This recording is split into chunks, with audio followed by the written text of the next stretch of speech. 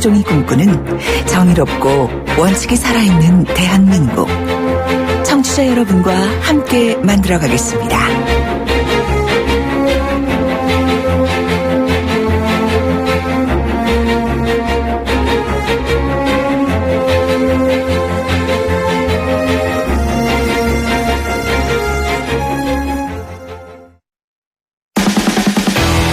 돌려보고 비틀어보는 오늘의 이슈. 이종훈의 뉴스 측면 승부. 네, 뉴스를 곱게 안 보는 시사계의 진돗개 이종훈 박사 모셨습니다. 안녕하십니까? 네, 안녕하십니까? 예, 제가 다른 거 좀 내용을 많이 여쭤보기 위해서 다른 거 다 생략해 버리고요. 네, 오늘 이슈는 뭡니까? 박근혜 전 대통령 변호사 전원 해고. 딱 2명만 남기고. 딱 2명 누구 남았습니까? 유영하, 최명성 변호사. 최명성 변호사는 못 들어봤는데? 아, 예. 그동안에 유영하 변호사만 주로 들으셨죠? 그렇습니다. 예. 근데 아마 최명성 변호사가 그래서 어떻게 살아남았을까? 예. 예. 그런 얘기도 지금 이제 약간 화제가 되고 있긴 한데 그 이유는 아직까지 자세히는 모르겠는데요. 예. 어찌됐건. 박근혜 전 대통령이 나머지 7명의 변호사를 그냥 해고를 하셨답니다. 갈등설이 있던데 갈등 때문에 그렇나요? 내부에서? 예. 뭐 갈등설이 그동안 이제 불거진 게 뭐냐 하면 그러니까 유영하 변호사는 그러니까 이 무죄. 그러니까 전면 부인 이런 전략을 이제 택해 왔고 다른 변호사들은 그게 아니고 좀 약간 일부는 좀 죄를 인정을 하면서 형량을 줄여나가는 방향으로 하자. 그렇게 이제 제안을 해서 서로 이제 약간 의견이 달랐다는 얘기가 좀 흘러나오고 있고요.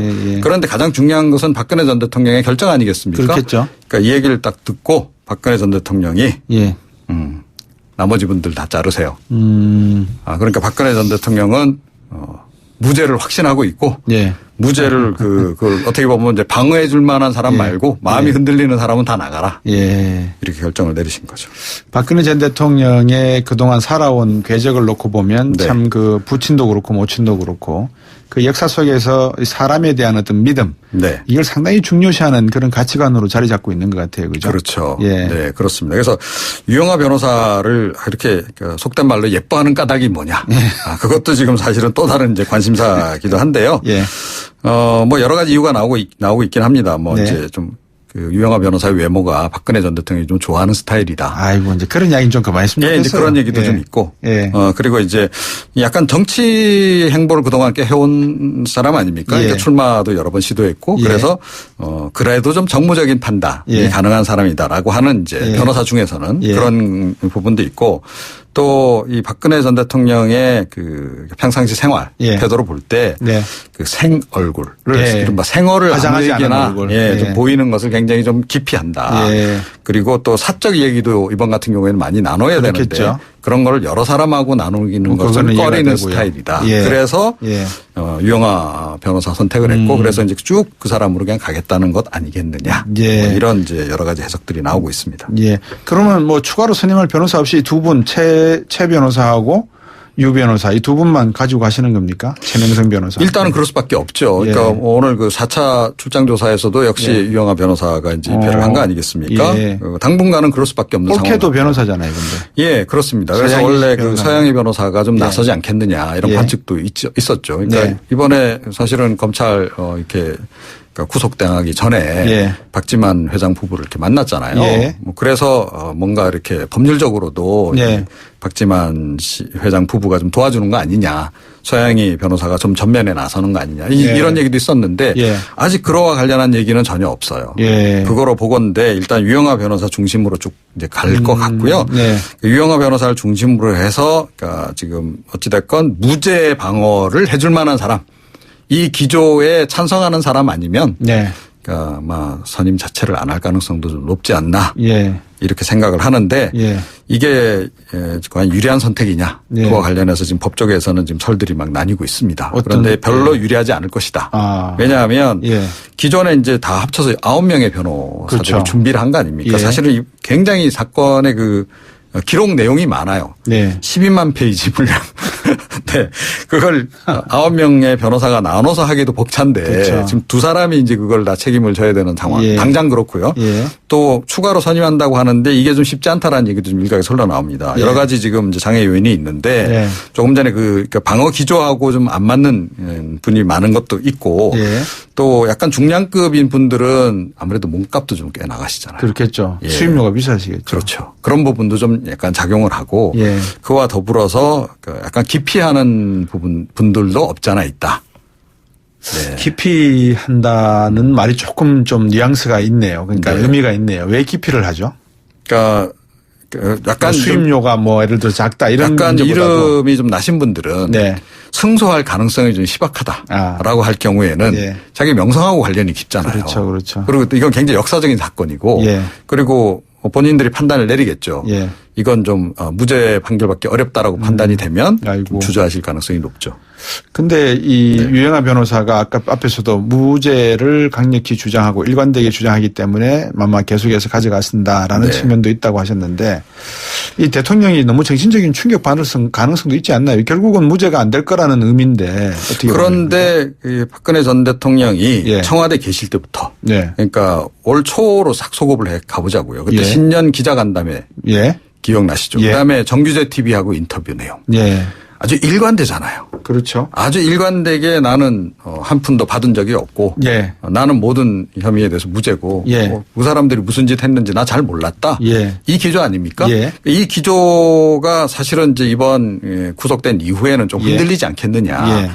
그리고 변호사들이 좀 조언을 해서라도 형량을 줄이는 방향으로 그래서 뭐 뇌물죄는 이제 부인을 하되 예를 들어 뭐 강요죄 부분은 살짝 인정하고 넘어가는 식으로 해서 좀 조정을 하지 않겠느냐라고 했는데 지금 그 예상을 완전히 빗나가고 있는 그런 국면이거든요. 그러니까 끝까지 무죄 주장으로 가겠다. 재판까지도 그대로 가겠다. 이런 의지신 것 같아요. 그러니까 이제 뭐 무죄를 본인이 주장하는 게 보통 사람들의 상식선에서 받아들여질 수 있으면 국민들도 이 억울한 부분이 있을 수 있겠다. 확인 안 됐으니까. 그 부분보다 사실은 지금 단계 더 중요한 것은 뭡니까? 법리적인 판단이죠. 법리적인 판단. 그러니까 법리적으로 지금 증거가 굉장히 많잖아요. 관련자들이 지금 다 지금 뭐 재판받고 있는 상황이고 뭐 30명 전원이 무죄 받겠습니까? 그럴 확률은 거의 없거든요. 그렇죠. 그 중에 최소한 절반 이상은 제가 보기엔 유죄고 그것도 뭐 중형 받는 사람도 그중에 몇몇 나올 텐데 그 정점에 본인이 있는데 나만 무죄가 될 거다라고 하는 그런 생각이 그러니까 상식하고는 상당히 거리고 멀고 법적인 그 관점에서도 상당히 좀 비현실적이다라는 얘기를 법률 전문가들이 지적을 좀 하고 있거든요. 정치권, 정부권에서는 박근혜 전 대통령이 있다 그러면 결국 경제계에서는 이재용 부회장이 있을 건데. 그렇죠. 이재용 부회장의 대응은 어떻습니까? 이재용 부회장께서는 일단 뭐 그 자금이 풍부하시지 않겠습니까? 일단 그렇게 추정해 볼 수 있는 거고. 그러니까 꺼리는 변호사들조차도 사실은 다 불러들일 정도의 금전적 유인을 가지고 있다라고 봐야 되겠죠. 실제로는 지금 뭐 굉장히 화려한 대형 로펌 중심으로 해서 화려한 변호인단을 지금 자랑하고 있죠. 참 이게 뭐 흥미롭다는 표현을 쓰면 청취자 여러분들 중에서도 조금 이상하게 받아들이실 분이 있는데 흥미보다는 참 대비된다라고 하는 게 정치권에서의 전 대통령 박근혜와 경제계의 뭐 실질적인 대통령이라 할 수 있는 대통령 표현 이상합니다. 기업의 최고의 총수인 이재용의 이 뇌물죄, 그다음에 수수죄 이런 내용을 놓고 보면 한편에 뭐라 그럴까요? 뭐 드라마 같기도 하고 좀 씁쓸하기도 하고 좀 그렇습니다. 그렇죠. 언젠가는 이게 아마 반드시 영화로 만들어질 것 같습니다. 오늘 말씀 잘 들었습니다. 고맙습니다. 시사평론가 이종원 박사였습니다. 청취자가 묻고 박 박사가 전한다.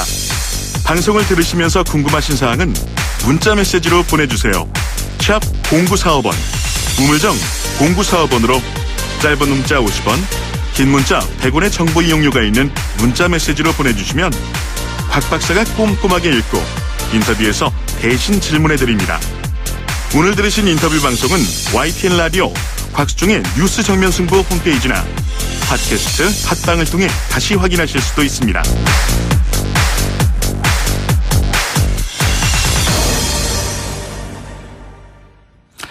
계속해서 미중 정상회담, 결국 뭐 양국 정상회담의 결과가 빈손이다 이런 이야기들이 나오고 있는데 중국에 계시는 제 지인 한 분이 저한테 말씀해 주시기를 중국 쪽은 좀 싸하다, 뭐 별로 결과도 없고 사드 문제에 대해서 계속해서 조금 반한 감정이 아직도 보도되고 있다는 말씀을 하고 계시고요. 미국 쪽 이야기는 좀 그렇습니다. 불안합니다 지금.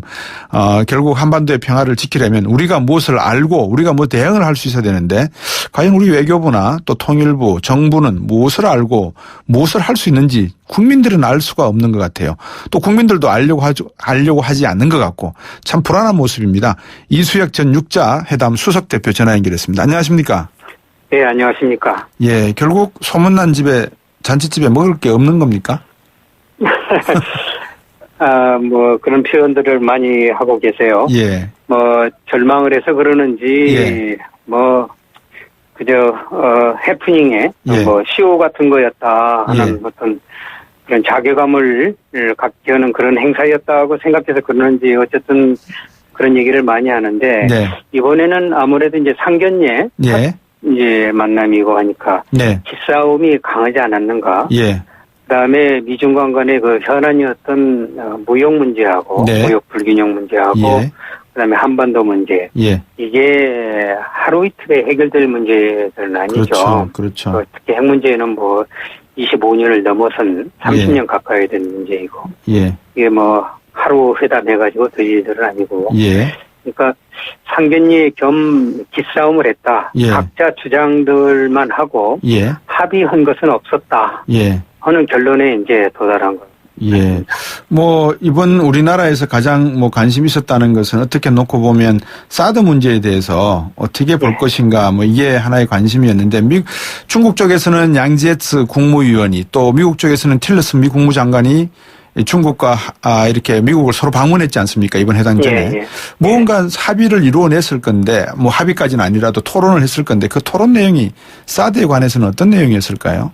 사드에 대해서도 아마 서로 양측 간에 예. 미국과 중국 간에 자기 주장들만 네. 얘기를 하고 예. 그에 대해서 어떤 합의점을 예. 도출해내는데 실패했다고 보입니다. 예. 그 전에 준비들은 많이 했겠죠. 네. 양재츠도 가고 또 틸러슨도 또 중국 가고 예. 또 실무자들 간에 예. 아주 오랜 동안에 그 협의가 있었을 겁니다. 그렇겠죠. 네, 그렇지만 그 합의에 도달하지 못했기 때문에 네. 공동 성명도 안 나왔고 그러니까요. 기자회견에서도 서로 우리 각자 말만 하고 예. 서로 합의한 바가 없었다는 얘기도 못할 정도의 예. 그런 분위기였기 때문에 예. 어떤 합의 사항을 발표할 수가 없었다고 그렇게 생각이 됩니다. 우리 외교부 반응은 어땠습니까? 외교부도 실망을 많이 했지 않았겠습니까? 예. 우리를 넘어서 뭐 소위 코리아 패스 해가지고 예. 한국은 참여하지 못한 가운데 미중 간에 뭐가 이루어지지 않을까 하는 뭐 불안감도 있지만 어쨌든 네. 사안이 매우 중대하기 때문에 예.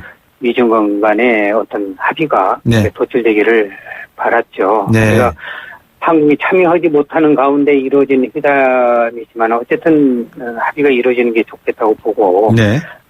뭐 기다려봤지만은 결과가 이렇게 되니까 실망이 컸을 걸로 그렇게 생각을 합니다. 예.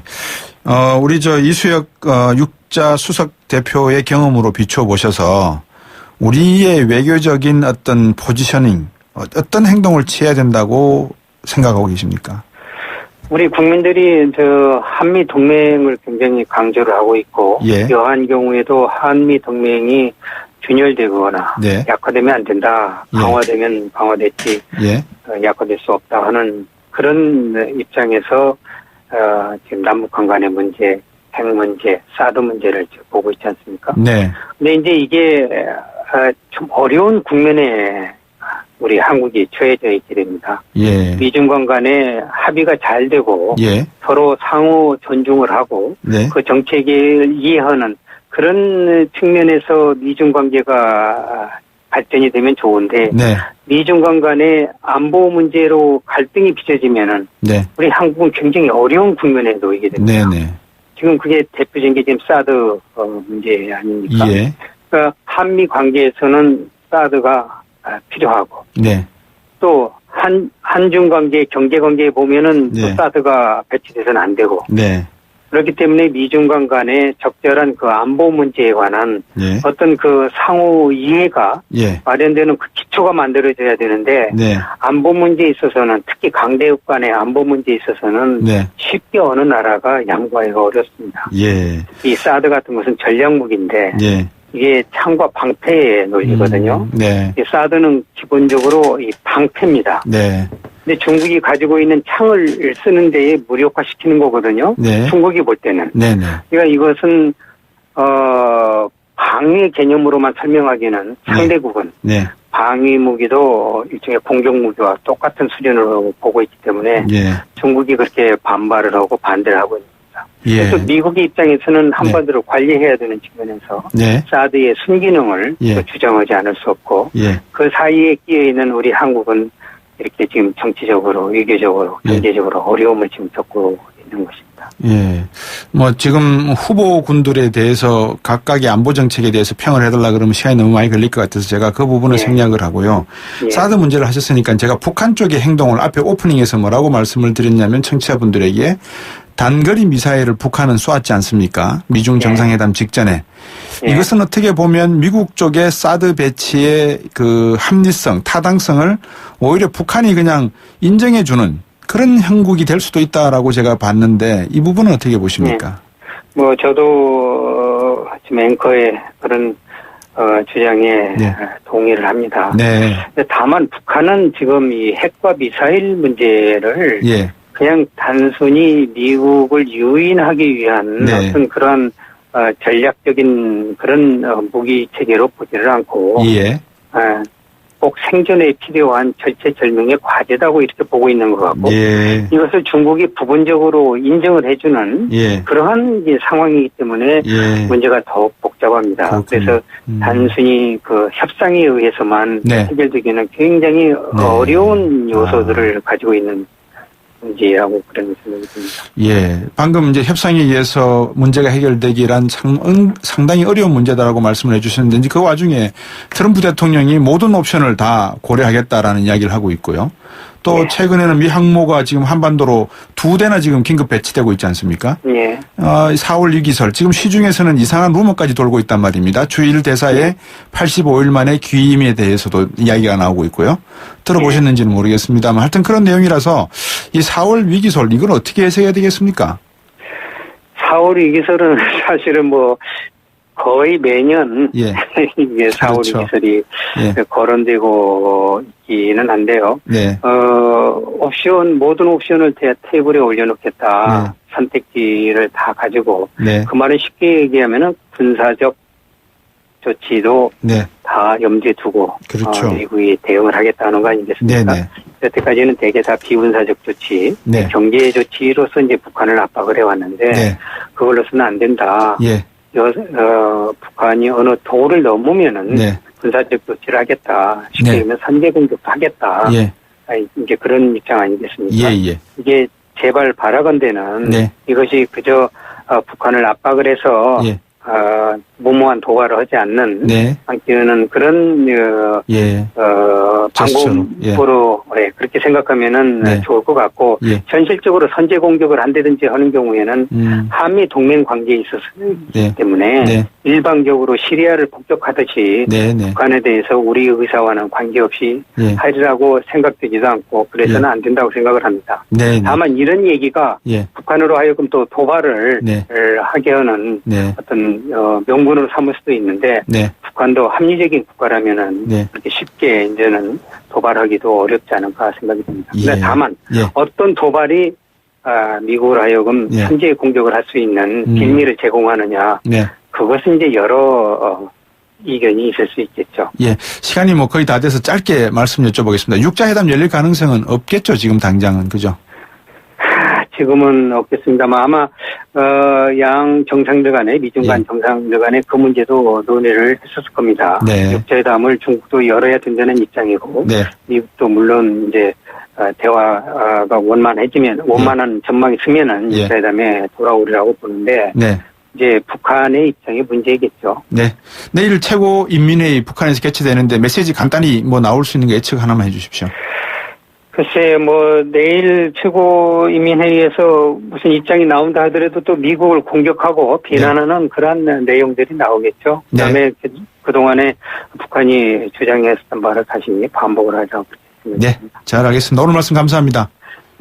이수혁 수고하십시오. 전 육자회담 수석 대표였습니다. 3부로 돌아오겠습니다.